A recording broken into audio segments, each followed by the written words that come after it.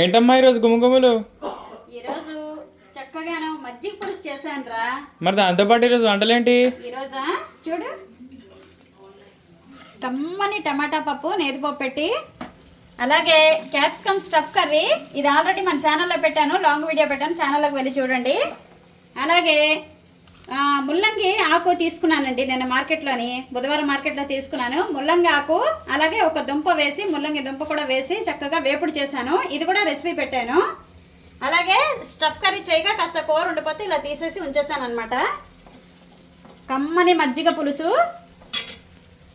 చల్లని మీగడ పెరుగు, వేడి వేడి అన్నం, క్యారెట్ హల్వా చేస్తున్నానండి, మా పిల్లలు చేయమన్నారని. ఇంకా వేగుతున్నది క్యారెట్, ఇంకా బాగా వేగాలి. పంచదారను, ఇంకా ఇలాచీ పౌడర్ ఇవన్నీ వేయాలి, జీడిపప్పును. అలాగే గుమ్మడి బద్దలు కూడా వేస్తానండి, చాలా బాగుంటుంది.